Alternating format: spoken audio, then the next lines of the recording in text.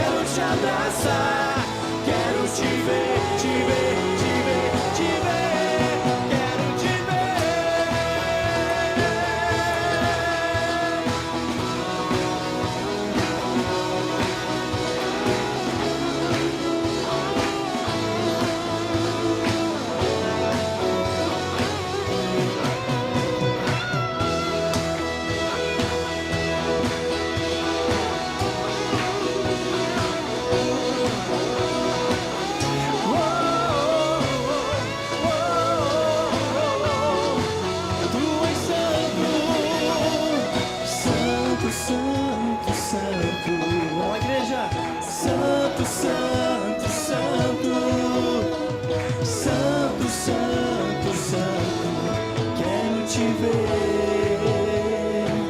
Louva o Senhor Jesus, santo, santo, santo, só tu és, só tu és santo, só tu és maravilhoso, Senhor Jesus. Santo, santo, santo, quero te ver.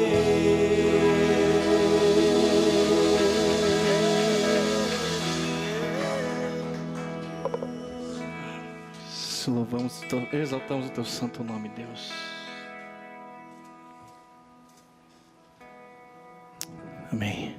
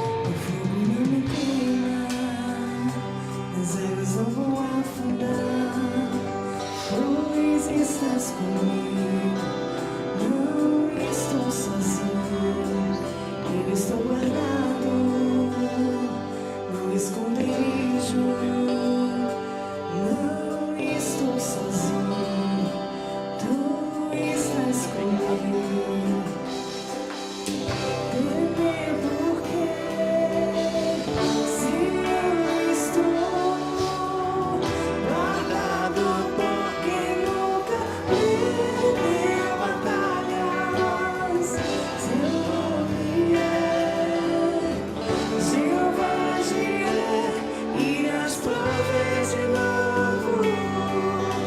Eu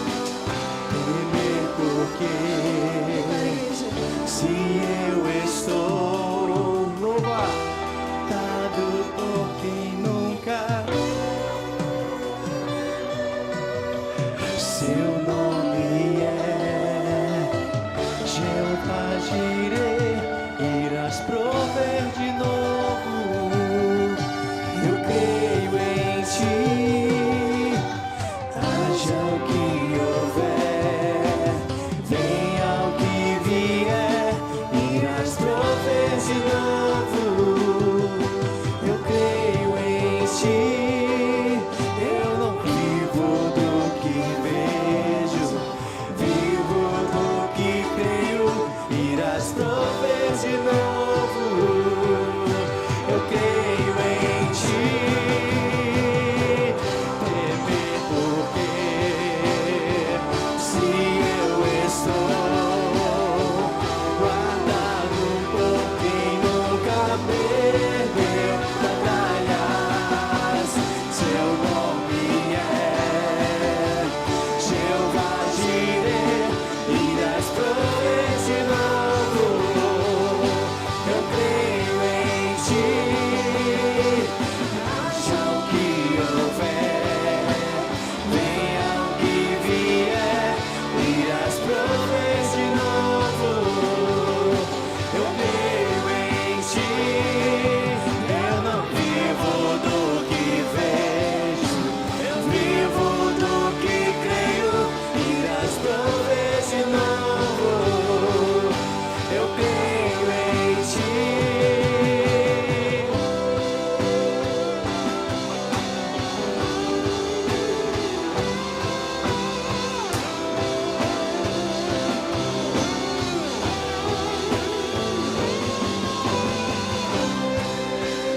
Louvamos e adoramos o teu santo nome, Pai.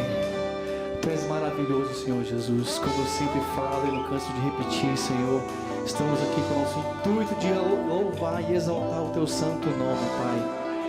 Sentir ainda mais forte a tua presença, Senhor Jesus, em nosso coração, em nosso ser. Haja o que houver, Senhor Jesus.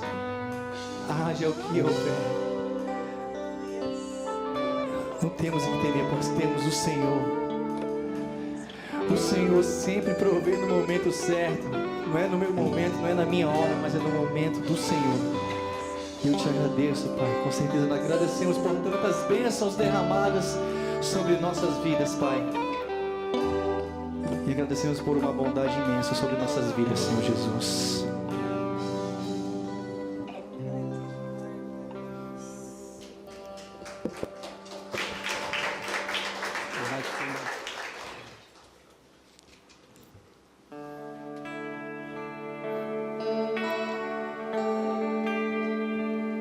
Te amo, Deus, tua graça nunca falha. Todos os dias eu estou em tuas mãos. Desde quando me levanto até eu me deitar, eu cantarei da bondade de Deus.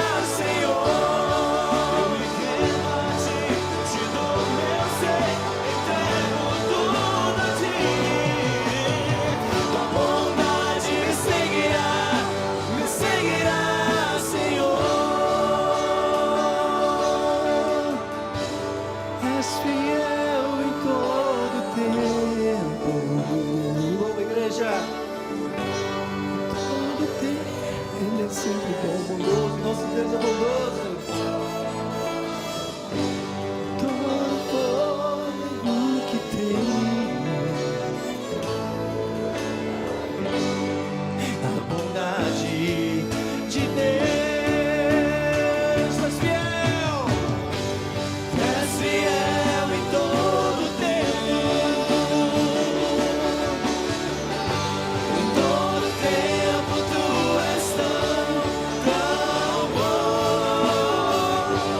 Todo fôlego que tenho, eu cantarei a bondade de Deus.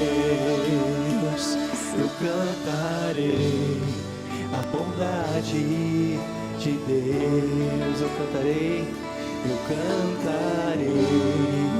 a bondade de Deus. Agora sim, uma salva de palmas bem forte para o Senhor Jesus, amém? Aleluia, louvamos o teu santo nome, Senhor Jesus. Poder sentar, igreja, glória a Deus. Louvado seja o Senhor. Glória a Deus. Não sei quando você canta este louvor, de pensar sobre essa bondade de Deus. Eu dou graças a Deus, estou aqui nessa manhã, por graça, por misericórdia do Senhor. Louvado seja o Senhor Jesus. Temos alegria hoje, meus irmãos, e até que eu gostaria que todos estivessem aqui, mas todos não têm. Hoje é dia de vestibular e tantas outras coisas. Mas os amigos nossos que estão aqui nessa manhã, queremos apresentá-los. Hoje o pastor ministrador vai ser o pastor Vandenberg. Fiquem em pé um pouquinho, pastor Vandenberg. Depois vocês vão ouvir a palavra, esse homem que tem sido um instrumento de Deus na nossa convenção aqui do Paraná, que tem enfrentado tantas batalhas, mas Deus tem sustentado. E está aqui essa manhã porque Deus tem sustentado a vida dele e da sua família. E eu particularmente sou grato a Deus pela tua amizade. Viu? Eu. Continue em pé. Marcão, que a gente chama Marcão, mas é Marco, amigo, e a Lourdes, amigos nossos, já de outras vezes que vocês lembram, o Marcão já esteve aqui ministrando a palavra de Deus, e para nós é uma alegria, sempre, viu? E até para a nossa amizade, né, que já faz tempo, há alguns anos, desde décadas, essa é a verdade. Então, vocês são muito bem-vindos. Eu vou pedir à igreja agora, você fica em pé, porque você vai aplaudir o Senhor Jesus na vida deles. Pensa bem, você vai aplaudir a pessoa do Senhor Jesus na vida dos servos de Deus. Louvado seja o nome do Senhor. Amém? Obrigado. Pode sentar-se. Você sabe que... Tem que lembrar do pastor Roberto agora. Eu tenho vivido esses dias todos e tem alguns versículos que não saem, todo dia volta. Entre eles está o Salmo 9, novamente, primeiro versículo. Aliás, eu também quero saudar, quero saudar antes de mais nada, a minha irmã, meu cunhado e hoje Johnny, que é o sobrinho, e a sua esposa. Fiquem em pé então, por favor. Igreja, pode aplaudir o Senhor Jesus. Na vida do Senhor Jesus, bem-vindos. A benção, a alegria. Vocês estarem aqui conosco. Já são de casa também. Então, Salmo 9, vou ler o versículo 1, o versículo 9 e o versículo 10. Você não precisa abrir, vou fazer a leitura nessa tradução aqui. O salmista faz um propósito. E nessa manhã, quando eu estava meditando, eu pensei sobre propósitos. Você tem muitos propósitos. Nós temos muitos propósitos, pensamos tantas coisas, desejamos muitas coisas e lutamos por elas. Buscamos de toda maneira para tentar chegar naquela conquista que desejamos. Mas eu digo assim, todos os propósitos podem chegar diante de Deus, mas o mais importante e o principal deles é o seu coração diante de Deus. porque do coração procede as coisas ruins. Então a gente tem que tomar cuidado com isso. E quando pensar nos propósitos que nós temos, primeiro os propósitos, quais são, Senhor? E o salmista começa aqui com um propósito que nos piores momentos eu lembrava e fazia isso.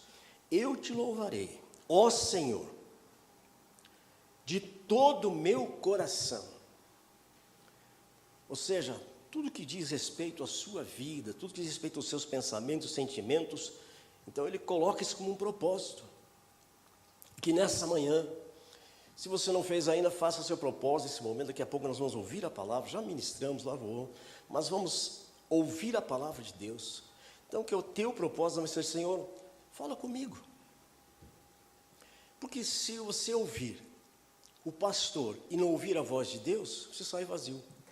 Porque nós em si, nós não temos a capacitação de convencer. Podemos até falar algumas coisas que você vai refletir, mas se você não tomar decisões, não resolveu nada. Então eu queria que você falasse comigo agora. Senhor Deus, fala comigo, nesta manhã, através do teu Espírito, da tua palavra, pelo teu servo. Amém, amém. Então ele faz esse propósito. E o versículo 9 e 10, como já falei tantas vezes, o Senhor é um alto refúgio. Veja, ele está mostrando assim agora quem é o Senhor. Porque nós muitas vezes estamos pensando no que o Senhor faz. Mas eu preciso ter, primeiro, do que o Senhor é para a minha vida. E eu faço o propósito. O Senhor é um alto refúgio para o oprimido. Uma fortaleza em tempos de angústia. Em ti confiarão os que conhecem o teu nome. Acho que durante a nossa vida tem tantos nomes que você conhece. Eu, por exemplo, tenho tantas pessoas que eu lembro os nomes. Deus me deu essa capacitação agora de lembrar os nomes das pessoas. Mas que tem o nome que é sobre todo nome. É o nome do Senhor Jesus. Esse é o nome, acima de todos. Conhece os que te conhecem o teu nome. E agora eu quero que você preste atenção, pois, ó Senhor, o Senhor nunca, jamais desamparaste aqueles que te buscam. O Senhor nunca te desampara. Às vezes podemos até ficar de lado pela sociedade ou por alguma situação, mas não de Deus. Amém? Essa palavra para amanhã, dessa manhã de introdução. Pastora Sandra, minha querida esposa e preciosa, venha louvar o Senhor.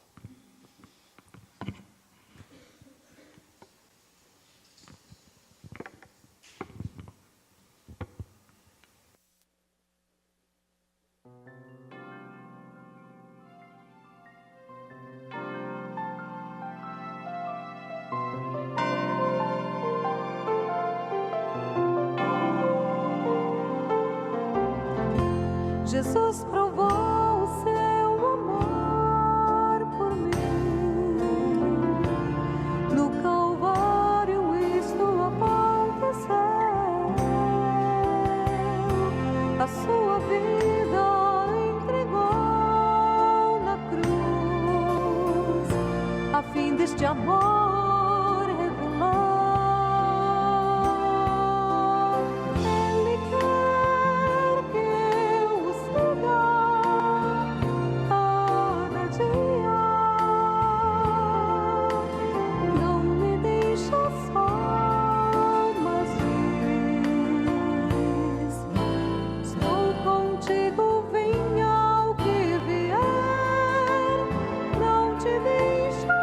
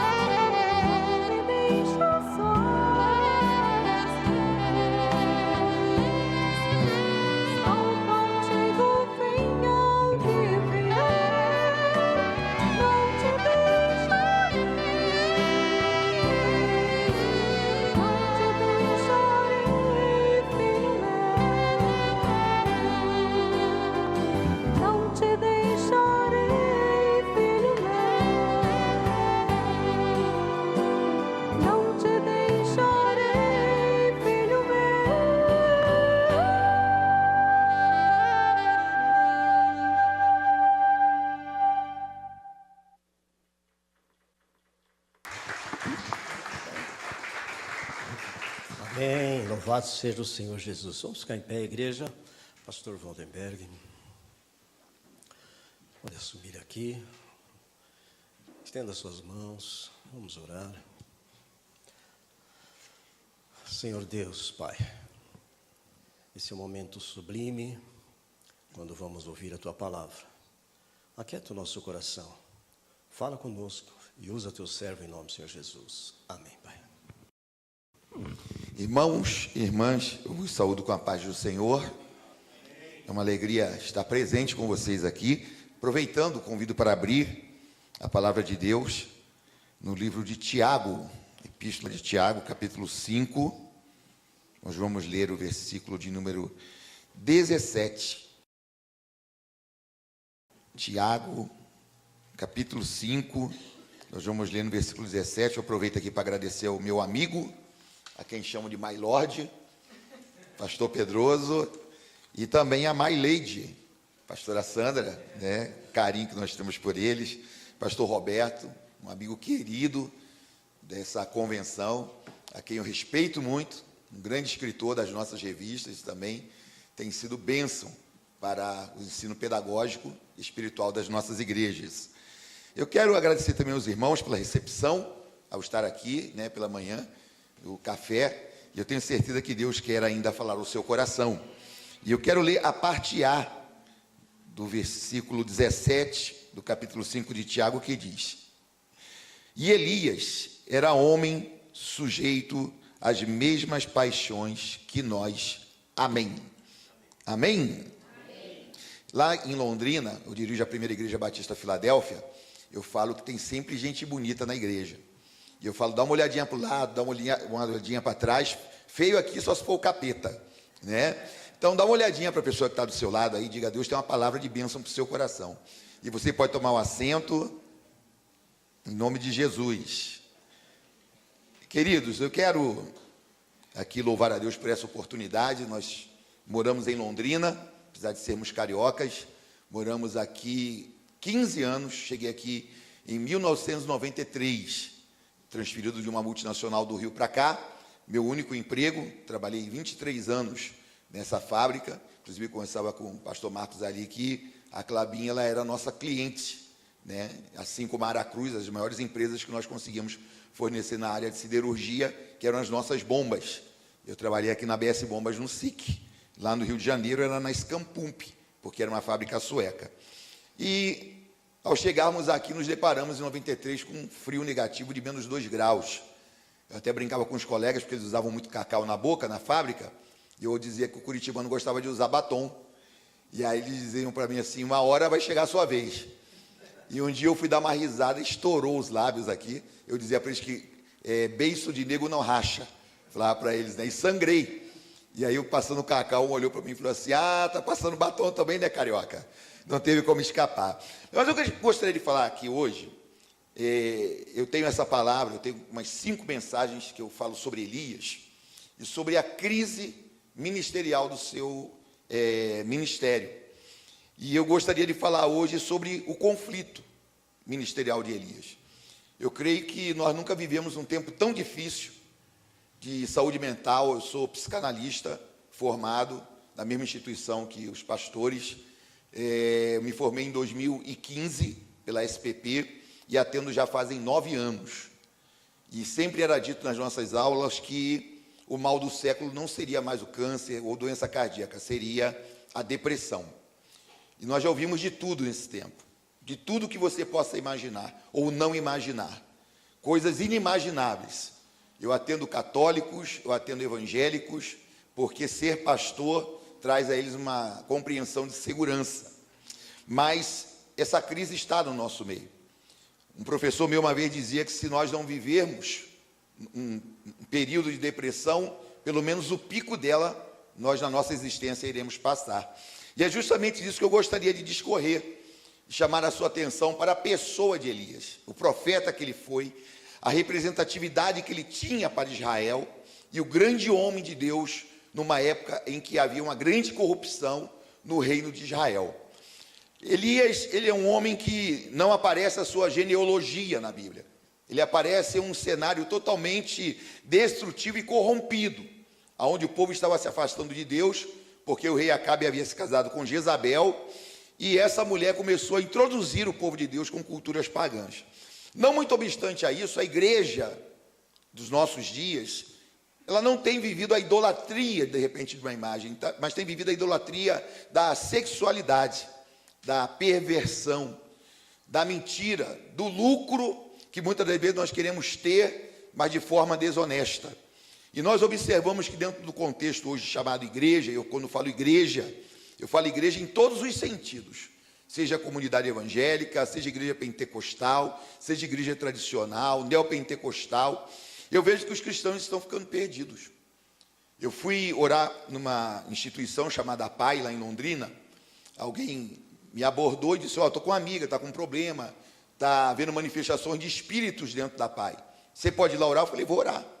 Aí cheguei lá, fui conversar com a diretora da PAI, ela começou a contar o que estava acontecendo dentro, que as pessoas saíam e era bater de portas, era movimento de pessoas andando e não tinha ninguém.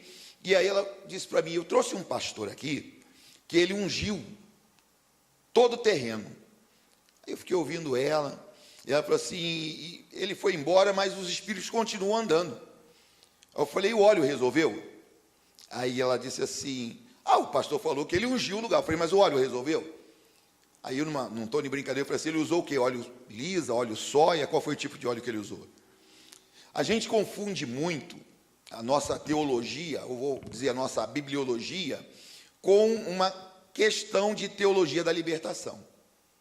Nós achamos que o óleo ele tem um poder curativo, um poder de libertação. Eu vivi no candomblé por 9 anos. Meus avós tinham um terreiro, eu era filho de Ogum e de vovó Cambina. Eu tinha um caboclo e um orixá quem eu servia. E a gente sabe que tudo que acontece hoje no contexto da igreja, se nós não tivermos a autoridade espiritual, se nós não crermos na palavra, demônio nenhum vai respeitar a gente. O diabo ele se submete a quem tem autoridade sobre a palavra de Deus. Ele é usado pela palavra de Deus. Ele tem coragem. Inclusive eu estou pregando lá na igreja do Bairro Novo sobre coragem. E eu falei, se você não crer, como diz as escrituras, nada vai acontecer.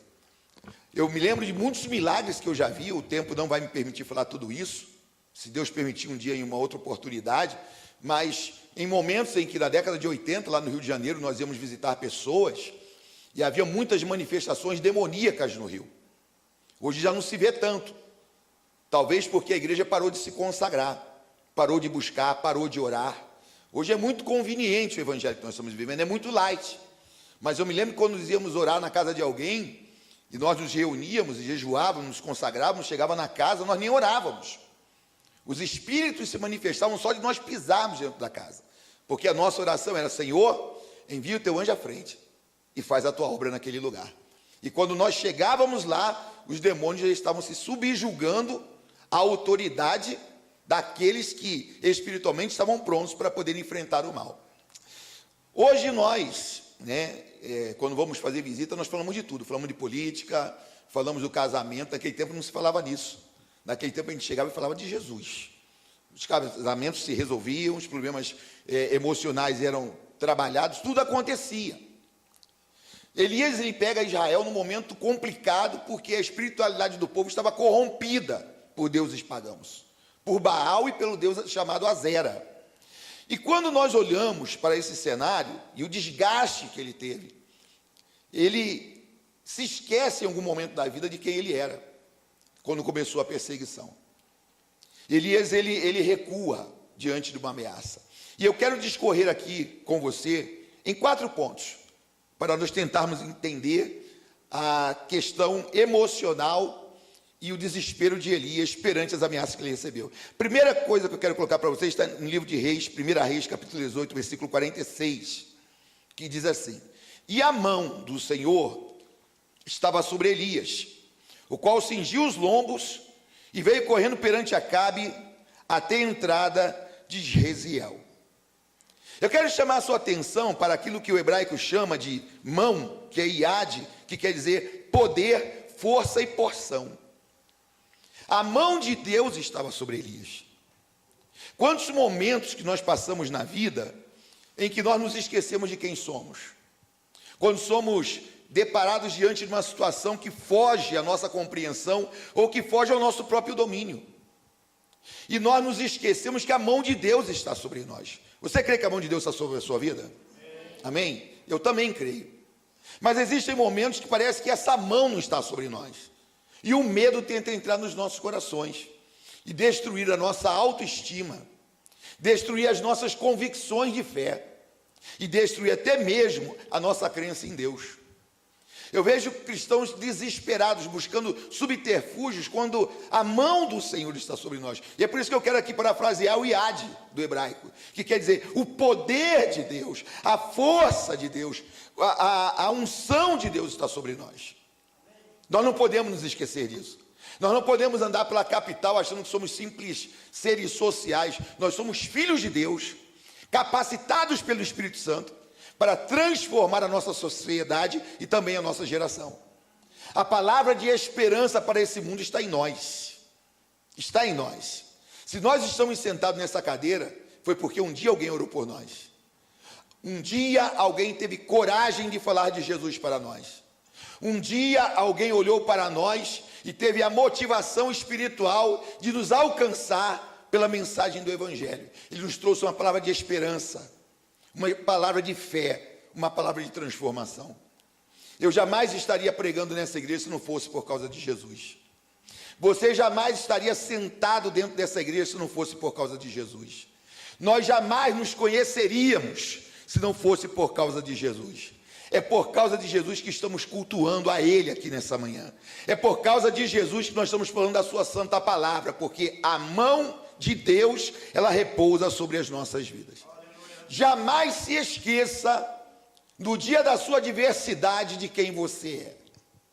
Eu sempre tenho dito, e eu guardo também comigo isso, eu sou sanguíneo e melancólico na minha personalidade. E a minha melancolia, às vezes, ela tenta me arrebentar. Eu não posso ver filme de cachorro morrendo que eu choro.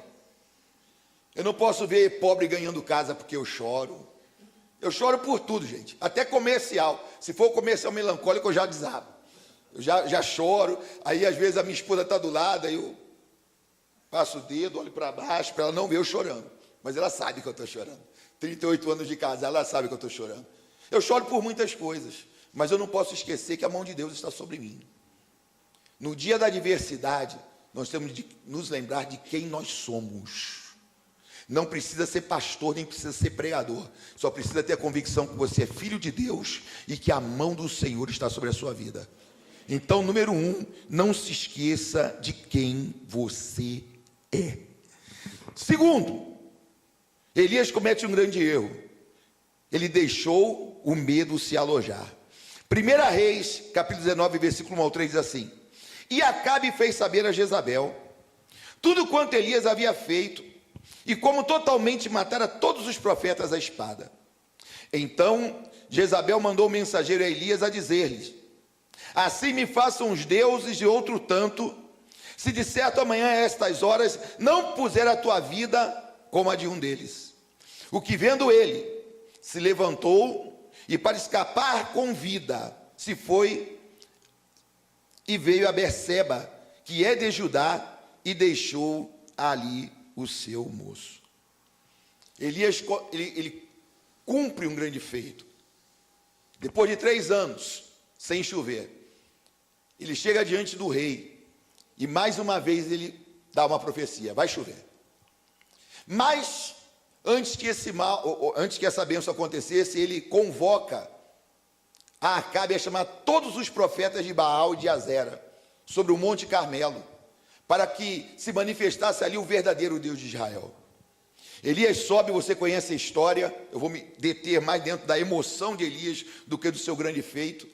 Ele clama a Deus depois que os profetas de Baal e de Azera se retalham, se cortam e clamam para que ele fizesse cair fogo do céu.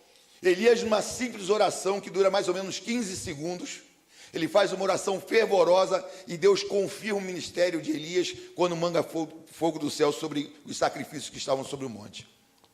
Eu digo que o Monte Carmelo é o nosso domingo, em que nós estamos no culto, leves, com o coração feliz por estarmos descansando das nossas atividades sociais, mas nós temos sempre a nossa segunda-feira.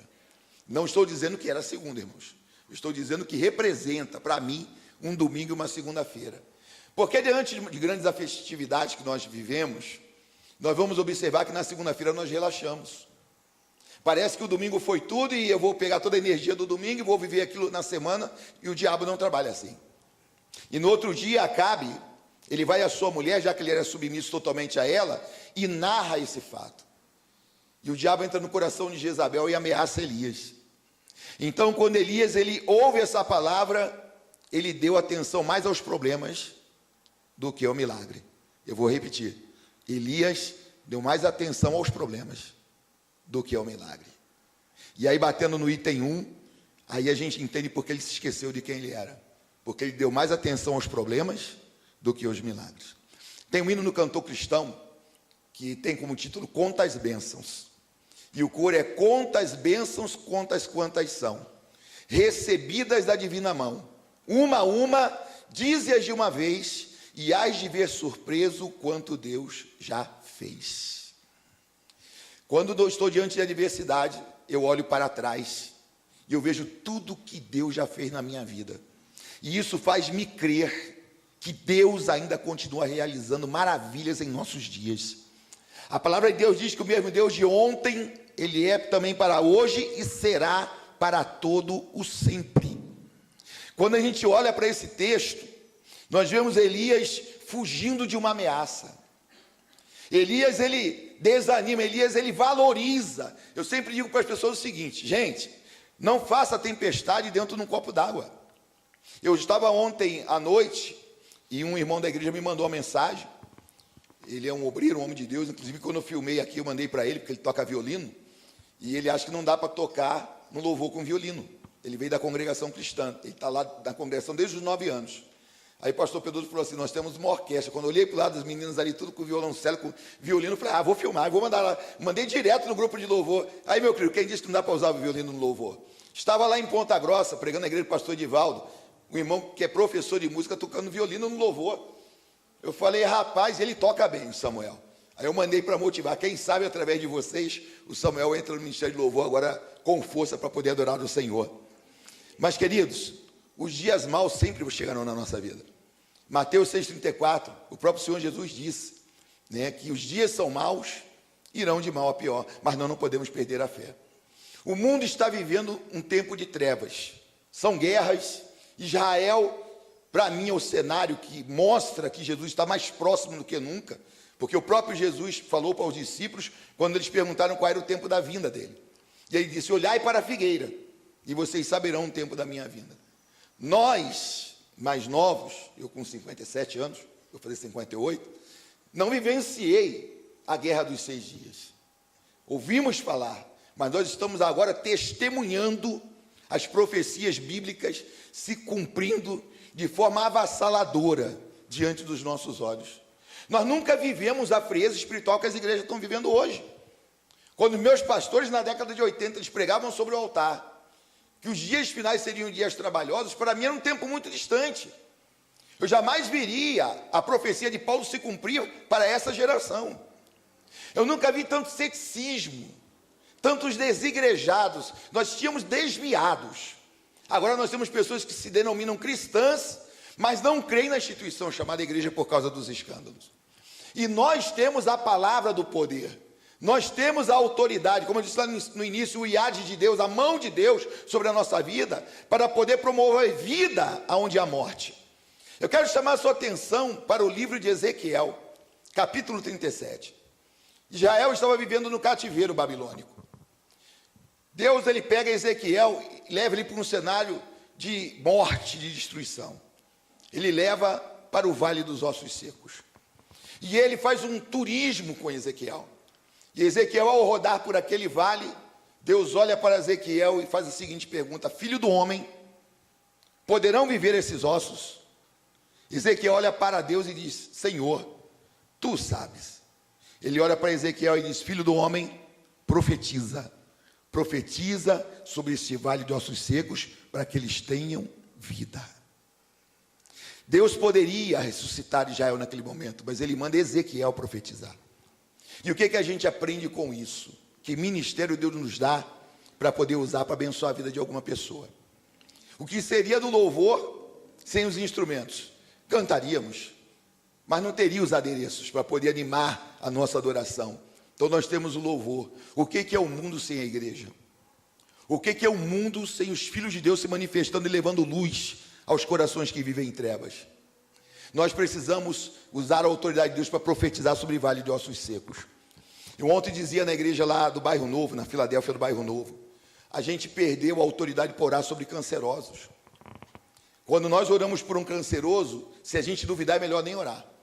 Porque lá em Marcos capítulo 16, a partir do versículo 15, diz que esses sinais seguirão aqueles que creem. Em meu nome vocês curarão enfermos. Em meu nome vocês expulsarão demônios. Em meu nome vocês ressuscitarão até os mortos. Mas a Bíblia está dizendo, esses sinais seguirão aqueles que crerem. Os sinais só seguem aqueles que crerem. É por isso que muitos estão fracassando na fé hoje, porque não creem. Hebreus capítulo 1, versículo 1 diz assim: ora, a fé é a certeza das coisas que se esperam e a convicção de fatos que não se veem. No 6 diz, ora, sem fé é impossível agradar a Deus, porque importa que aqueles que se aproximam de Deus creia que Ele é galardoador de todos aqueles que o buscam. Pastor Roberto, freiei o pé, me lembrei do senhor agora. Deu gatilho, já ia para lá. Pastor Roberto, que carro o senhor tem? Mercedes, BMW, Audi A5, Jeep. O senhor sempre andou com um carro bom, né? O senhor não é fraco. Se o Espírito de Deus tocasse no senhor agora e dissesse assim: meu filho, dá o teu Jeep para o pastor Waldenberg. Estou sentindo que tem um glutão espiritual aí do seu lado, quer roubar a benção. E eu olhasse para o senhor e dissesse para o senhor assim: pastor, eu amo muito o senhor, mas eu não acredito que o senhor vai me dar o Jeep. O senhor ficaria feliz com a minha resposta? De não acreditar no senhor? Por quê? Porque eu duvidaria da sua palavra, eu duvidaria também do seu caráter. Porque o mentiroso, ele tem um caráter duvidoso e deturpado. O que Deus está falando para nós no versículo 6 do capítulo 11 de Hebreus? Sem fé é impossível agradar a Deus, porque importa que aquele que se aproxima de Deus creia que Ele é galardoador. Quando eu duvido da palavra de Deus, eu estou duvidando do caráter de Deus. Esse texto ele é muito mais pesado do que você imagina. Se eu for orar por um enfermo e eu duvidar que ele pode curar, eu estou duvidando do caráter de Deus. Se eu for expulsar um demônio e eu duvidar, eu estou duvidando do caráter de Deus. Porque as próprias escrituras dizem que fiel é aquele que prometeu. Eu quero te chamar para a reflexão um pouco mais além. Quando você duvida da palavra de Deus, você está equiparando Deus com o diabo. Porque ele disse que o pai da mentira é o diabo. Por isso que sem fé é impossível agradar a Deus. Eu tenho dito em Londrina o seguinte, irmãos: a fé precisa ser provocada. A fé precisa ser provocada. Demônios não precisam de fé. Anjos também não. Quem precisa de fé somos nós. O milagre precisa ser provocado. Por que que na década de 80 tinha muitos milagres e hoje não vemos mais? Porque naquele tempo os milagres eles eram provocados. Se você vai orar por um canceroso, em nome de Jesus, e vai declarar a cura em nome de Jesus, se ele não for curado, o problema não é seu, o problema não é meu, mas eu criei na palavra, eu orei sobre a palavra, e eu declarei pela palavra. Ele é o dono da vida, ele é o dono da morte, isso compete a ele. Agora o que eu não posso é achar que eu sou curandeiro, e porque se eu for orar e a pessoa morrer, a minha fé não tem nada a ver com isso. A minha fé me deu a ousadia de poder colocar a mão sobre o doente, orar em nome de Jesus e declarar saúde sobre a vida dele. Temos que provocar milagres. Temos que crer que essa palavra ela ainda é viva e eficaz. Temos que crer que a palavra de Deus ela não muda por causa de um contexto social e que ela continua ainda com poder, transformando vidas. Temos que pregar a traficantes na cidade. Lá no Rio de Janeiro subia nas comunidades, já entrei no complexo do Alemão, Eu entrava nas favelas, eu ia até a boca de fumo para falar de Jesus para os traficantes. Por que na década de 80 fazíamos isso e hoje não? Ficamos fragilizados na nossa teologia. A igreja se encheu de conhecimento, mas ela perdeu a ousadia e também a autoridade de fazer a diferença no meio das trevas. Elias, ele deu mais atenção aos problemas do que aos milagres. Terceiro, Elias procurou isolamento devido ao desânimo.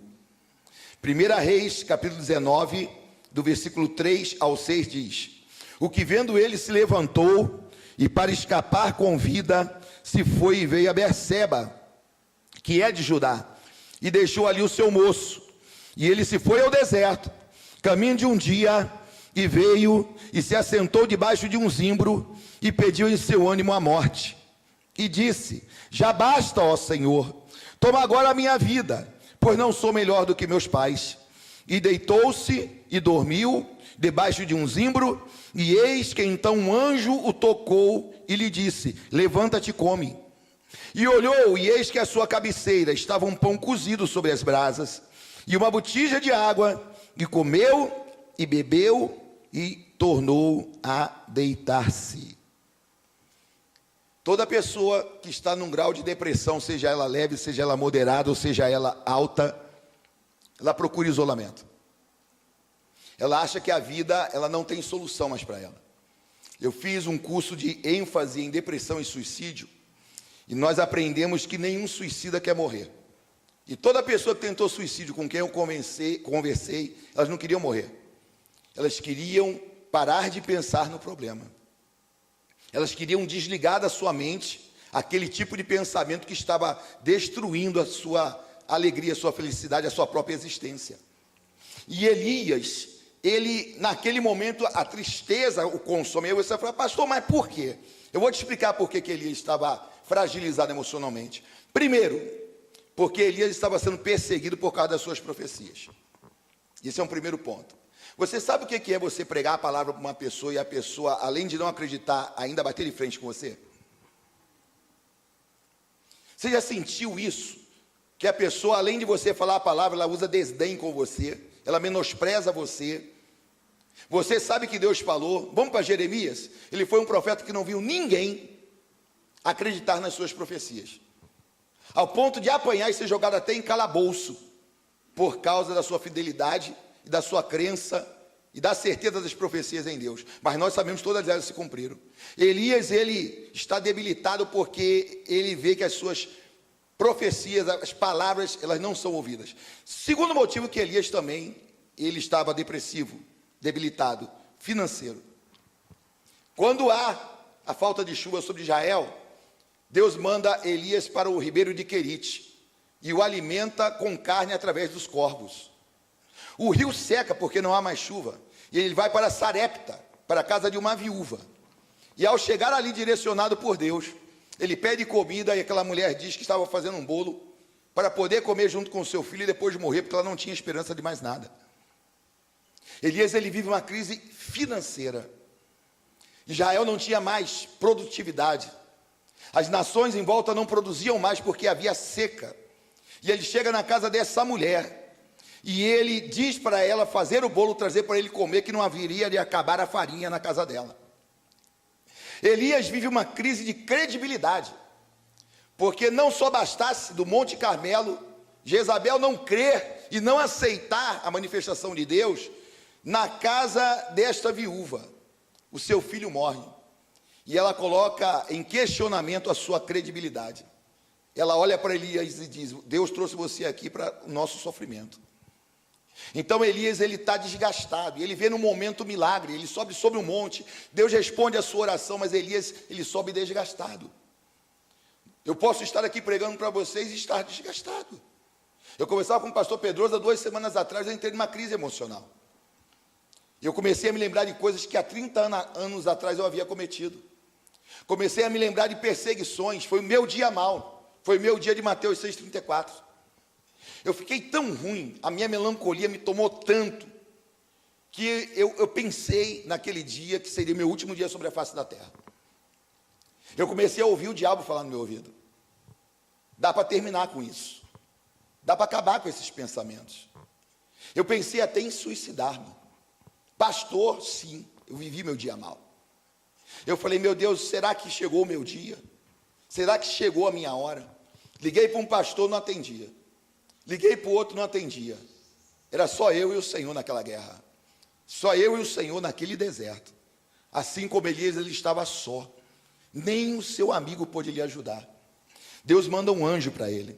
Esse anjo, ele vem, ele traz comida, ele traz a água. Elias se alimenta, mas ele estava tão entristecido, tão desanimado, que Elias pega e vai dormir novamente. Já aconteceu de você acordar pela manhã e não querer ter acordado? Já aconteceu de você estar num dia que você desejou que ele passasse rápido e parece que aquele dia leva um mês para passar na sua vida, por causa dos pensamentos? Então, quero que você entenda as crises existenciais de Elias por aqui. Elias, apesar de ser um grande profeta, um grande homem de Deus, Elias, ele estava desgastado. Então, ele busca isolamento no deserto, mas eu quero dizer uma coisa para você: deserto não é lugar de moradia, deserto é lugar de passagem. Eu vou repetir, deserto não é lugar de moradia, deserto é lugar de passagem. Nem nômade finca suas estacas definitivamente no deserto, ele roda o deserto. Assim também é na nossa vida. Se você está passando por uma prova nesse momento, saiba que essa prova ela tem prazo de validade e vai passar na sua vida. Deus já tem o dia e já tem a hora determinada para a sua vitória.